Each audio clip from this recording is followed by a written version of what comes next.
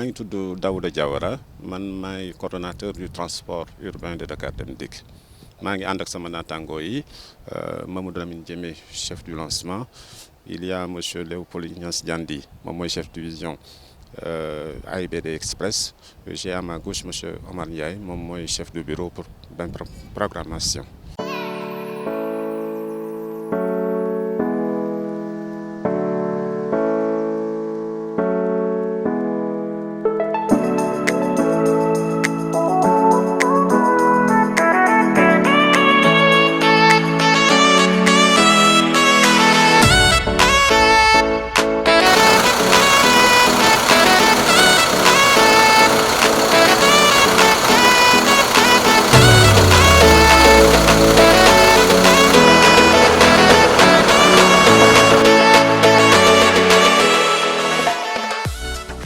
bi safar bi teeroo ci lañu jot ndigal ci suñu directeur général monsieur Assane Mbeng mu ne nañu fexe ba jël njumtukaay yëpp pare ngir jéem a dëgmal bi nag mooy fexe nu ñu transporter le maximum de talibé yóbbu leen ci ay conditions yu wóor ñu dem màggali dellu si. Organisation bi nag ñu ngi ko séddalee ni ma koy waxee nii ñeenti site la ñu jàpp ni bu soobee yàlla dimanche lañ koy démarrer. benn bi Ngalandou Diouf la benn bi Stade Arena la benn bi Colobane la benn bi Yoff la bu soobee yàlla ci site yooyu ñu ngi fay démarrer à partir de 7h le dimanche jëm 15h loolu mooy dimanche bi ci la ñu andi kaar yi fexe nit ñi dem ci jàmm ba Touba. am na nag benn point boo xam ne bëgg naa ñu taxaw ci mooy Ngalandou Diouf parce que dimanche à partir de 13h foofu dafa am match nawetaan donc ñu ngi arrêté foofu à partir de 13h le dimanche. lu ko weesu lundi bi bu soobee yàlla 6h la ba 14h mardi aussi 6h ba 14h jumtukaay yooyu ñu teg nag ci aller bi incha allah moom la ñuy def ci retour bi à J+1 maanaam bu ñu màggalee ba ci ëllëg sa ci la ñuy commencé jeudi bi ak vendredi bi incha allah delloo si nit ñi ñu ngi ñaan def ko ci jàmm incha allah. xayma bi dañ koy xayma bés par bés bu jiitu bi incha allah fas nañuy yéene déployer 150 autobus. li jar a leeral nag ci 150 autobus yooyu mooy c'est pas forcément 150 départ parce que car yi njëkk a dem am nañ ci benn pourcentage boo xam ne yaakaar nañ ni bu ñu demee dañuy def li ñuy tuddee ci suñu jargon all pied dellu si waat jël nit ñi yóbbu leen bu dee lundi bi la incha allah daañu déployer 170 bus noonu tamit lay demee waat dernier jour bi di mardi bi ñu déployer 160 bus boo ko xaymaa pratiquement 480 départ ben provisoirement bu fekkee boolewuñ ci kaar yi nga xam ne dañuy dellu si waat ngir mën a yeb loolu lañ mën a gum wax ci départ yi ak le nombre de bus. itinéraire bi xëy na sax foofu Dakar Dem Dikk war nañ ko fa jaajëfal parce que boo jaaree autoroute à péage pratiquement kilométrage mooy gën a gàtt mais boo xoolee boo wàccee héliport la ngay daj balaa ngay egg ci jumaa ji rek dina tax lépp loo gañe woon ci autoroute à péage bi nga ñàkk ko. Conscient de ça ñun dañuy jaaree Kébémer jaar Sagata wëlbatiku jaar Daaru Musti boo xoolee nag distance bi moo gën a longue de plus de 90 kilomètres waaye booy analyser R sur KT bi la ngay gagné en termes de consommation de carburant mooy gën a ëpp doole la ngay gagné ndax embouteillage yi bu fekkee da nga wàcc héliport jaaree ko ci péage bi. dañu am benn direction boo xam ne mu ngi tudd direction du partenariat et des projets boobu ba léegi ñu ngi jéem maanaam wàllu collectivité locale yi wàllu force de défense et de sécurité yi ndax am nañ ci pàcc bu am solo ku gis affluence bi comme ni nga ko tuddee ni muy amee ci yenn points yi faw ñu am seen taxaw te boobu ba léegi nag wax dëgg yàlla ñu ngi ñuy taxaw ñu ngi ñuy gunge dès les premières heures ñu ngi ñëw organiser ñu xool site bi naka lañ ko répartir pour permettre en tout cas l'accessibilité de l'ensemble des sites pour tontu ci sa tontu. bàyyiwuñu kenn fàttewuñu kenn Dakar Dem Dikk nag yaa ko wax mooy leader du transport public yamuñu ci suñu ay pexe rek ñun ñu ngi woo ñëpp noonu la ko directeur général def rek ba saa su ne même ñiy def les dépannages gratuits dañuy rapproché wu Dakar Dem Dikk ñu fexe mooy Revas A2M chaque fois dañuy fexe jox leen ay oto di leen saytu ànd ak ñoom donc tijji nañu suñu loxo ci opérateur yëpp ngir ñu mën a ñoŋal dem bi ak dikk bi ci événement bu rëy bi di màggal Touba incha allah. maa ngi wax ni force de défense et de sécurité barki dem boo Ndiaye lañ dem defi visite de prospection à Touba gis les agents des forces de défense et de sécurité ba nee nañu pare nañ ngir gunge ñu. sans compter nag ñun ci suñu wàllu bopp dañuy jalonner tout l'itinéraire parce que nous avons ce qu'on appelle la maîtrise mobile am nañu ay surveillants réseau am nañu ay agents de sécurité am nañu ay contrôleurs yoo xamante ni tout le long de l'itinéraire dañ koy jalonner à la première incartade ñaanuñu ko yàlla incha allah on va sévir. dañuy wax nag accompagnement wu technique aussi am na ñaari galion mobile yoo xamante ni yu bees sax la c'est de dernière génération am na ñaari ambulance aussi yoo xam ne yu bees sax la de dernière génération yoo xam ne yooyu yëpp dañuy jàppale ci wàllu yi ci wàllu sécurité boobu daal am nañ yaakaar ni liggéey bi ñoŋ na li ci des mooy ñaan yàlla rek ñu def ko ak jàmm. boo xoolee Dakar Dem Dikk dafa lii cœur de métier bi ça c'est un service compensé mooy le service public foofu la nga xamante ni li ngay liggéey xëy na bu ñu demee ba ci cappaandaw ga état dana am lum la dàmp mu mottali ko mais je tiens à préciser et c'est important pour nit ñi xam ko ni service bi c'est pas un service compensé Dakar Dem Dikk daf koy daw à pertes et profits dafa fekk nag bu askan wi soxlaa kilifa yi joxe ndigal jëfee rek moom moo ci des. wutuñu ci lenn boo xoolee ce sont les mêmes tarifs de Sénégal Dem Dikk qui sont appliqués maanaam 4000 francs la ñuy fayeeku passager bi ci dem bi ak dikk bi te foog naa événement bu toll noonu ak jamono ji ñu toll nii wax dëgg yàlla 4000 war nañoo mën a yaakaar ni yemb na. parce que comme li ma la ko waxee nii aujourd'hui on fait plus de 90 kilomètres bu fekkee jëluñu autoroute bi sans compter le péage sans compter les tracasseries sans compter les charges d'exploitation parce que dafa baax ñu fàttali leen aujourd'hui on n'a pas des bus capacitaires pour service bi bus yi ñuy jël mooy les bus du réseau public te il nous a été formellement interdit de surcharger les véhicules donc car bi lu mu rëy 35 personnes moo ci dem 35 personnes boo ko multiplier par 4000 francs xëy gis nga les charges d'exploitation bu fekkoon nag ñu ngi ñaan yàlla di lancer un appel aux autorités événement yi dafa laaj ay bus capacitaires mu leer la ni da nga mën a jël le maximum de talibé pour résumer fii ñu toll nii daal wax dëgg yàlla foog nañ ni 4000 francs war na mën a je sais pas sañu moo wax yomb parce que yow yaa ko wax nii rew mais prix la bu raisonnable boo xamante ni tarif la bu raisonnable boo xamante ni nit ñi mën a accessible voilà dama doon bañ a wax terme bi c'est accessible ba nga xamante ne nit ñi war nañ ko mën a jël ci kàttanu yàlla egg ak jàmm car bi su yabee boo ko séenee taxaw fële à 10 mètres da ngay foog ni kenn nekku ci et pourtant il y a cet espace là-dedans mais sañuñu ko def parce que du suñu rôle donc volet social boobu monsieur le directeur général daf ko jël en charge donc Sénégal Dem Dikk la muy fayeeku Touba c'est la même tarification qui est appliquée pour les services spéciaux inchallah.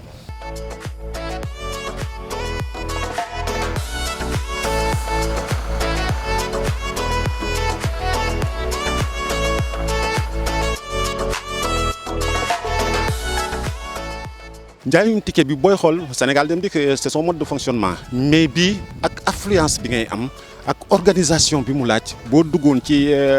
réservation rek boo moytu da ngay am problème parce que nit ñi du ñu ko xamee noonu ku ñëw day ku nekk dafay ñëw ne man de kay naa mu andi ay jaxasoo ay lëbëjoo ak loolu moo tax ñu bëggoon compter sur les forces de l'ordre rek organiser wu nous avons ce sera par le paiement électronique nous avons des receveurs avec leur machine dañ leen di organiser ñu toog li ñuy ñaan kay mooy mbokku taalibe rek ñu ànd ak dal xam nañ ni Touba pas-pas la daañu fexe ñoom ñëpp ñu dem ci conditions yi nga xamante ne ay conditions passable la bu fekkee c'est pas des conditions optimales incha allah. jafe-jafe yi bari na parce que lépp luy xaar askan wi ci événement bu toll ni Touba ñaare faw mu am ay jafe-jafe bi ñu war a njëkk a citer c'est quoi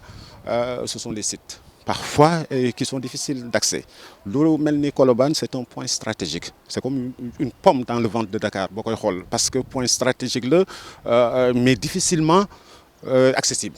C'est ça le problème fondamental qui se pose xaw ma ndax topp ngeen tabaski bi passé mais bu gisoon ngeen ni car yi dañ ko longé woon tout le long de l'itinéraire parce que dañu amoon problème accès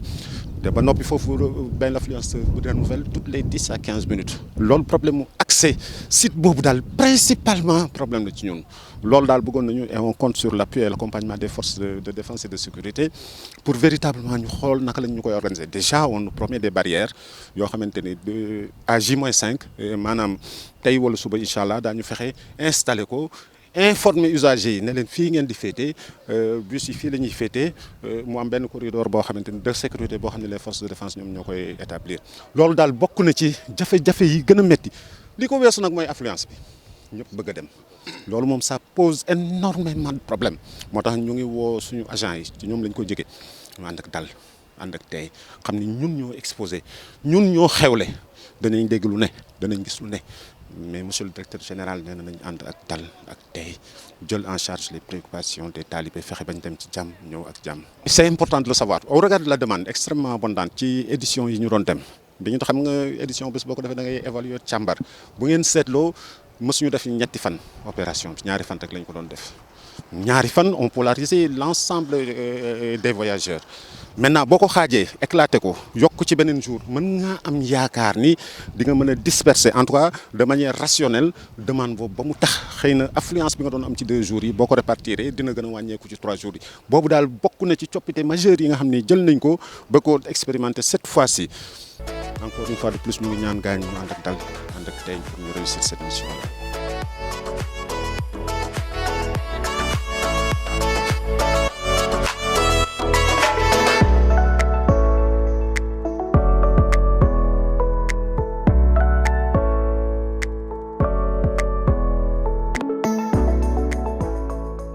Vous savez, dafa am benn principe peut-être boo xam ne c'est à l'interne nous avons privilégié les conducteurs du daïra parce que ça me permet un peu d'anticiper sur une question boo xam ne xam naa ñàkkul ni di nga ma ko laaj mooy le service public parce que ñun suñu cëslaay mooy service public donc le minimum sera déployé à Dakar. Maintenant pour bañ a impacter le service public xam nga les chauffeurs les conducteurs des daïra systématiquement dañuy demander permission yow mënoo ci dara donc on s'est appuyé sur ce grenier là à hauteur de 270 mooy ñu bokk ci daïra bi rek ñoom la ñu jël ne ñii ñoo ñu dawal suñu ay car parce que dès lors que ñoom ils étaient forcément permissionnaires boo leen bàyyee ñu dem noonu tu seras obligé de puiser sur le réseau public te il faudra déployer un service minimum. Maintenant njumtukaay yi ñu jël monsieur le directeur général fan yi dafay yeesal benn comité boo xam ne mu ngi tudd le comité de prévention des accidents depuis 2 semaines tooguñu ña ngay daw ña ngay wax ñoo ngay sensibiliser ñoo ngi rappeler les consignes du code de la route dawloowuñu kenn je sais pas paiement dawloo ku ñu kenn xaalis dañ leen di woo ñu ànd ak dal ay jàmbaar la ñu nag loolu ñëpp seede nañ ko am nag yoo xam ne léeg-léeg mu am ci tali bi mais li ñuy wax rek chaque fois mooy ñun daal boo yàkkamtee nañu serré à droite bàyyi la nga dem di ñaan yàlla rek nga bàyyi fa tali bi daal moo ñu amal solo dans des conditions de sécurité ñu transporter les pèlerins waaw dëgg la ñoo ngi ñaax suñu ay conducteurs ci la ñu nekk boobu ba léegi avec surtout le comité de prévention des accidents ils seront accompagnés par les surveillants de réseau parce que am nañ benn corps boo xam ne mooy saytu ndawalinu conducteurs yi te ba noppi aussi il y a ce qu'on appelle les moniteurs du centre de formation ñoom ñëpp ils seront aux aguets pour les contrôleurs aussi j'en dis pas parce que dañuy jalonné wax naa la ko tout le long du circuit donc ñooñu ñëpp dina baax ñuy rappeler les conducteurs les consignes de sécurité. On ne peut pas vouloir une chose et son contraire askan wi soxla nañ la majeure partie bi nekk ci askan wi soxla nañu ndigal jug na ci kilifa yi ñëw ci ñun mais nag suñu cëslaay mooy les services publics donc comment faire on va couper la poire en 2 en quoi faisant fexe ba déployer le maximum de véhicules sur Touba tout en maintenant le service minimum à Dakar donc wàllu woowu te li ci am solo encore une fois de plus. À l'analyse tu te rends compte que da ngay gagner du temps sur la vitesse commerciale parce que ku ne xam na ni Touba bu ñëpp demee affaire bi day leer nañ donc là où tu devais faire 2 heures de temps de parcours facilement tu peux faire 35 à 40 minutes cela veut dire que tu vas maximiser tes départs et même si le nombre de bus est réduit foofu la ñuy gën a jouer sur la vitesse commerciale fexe nag ba waa Dakar donte bu ñuy yëg ni am na impact mu bañ a doon impact bu rëy mais ñu xam aussi ni Touba moom moo wootee.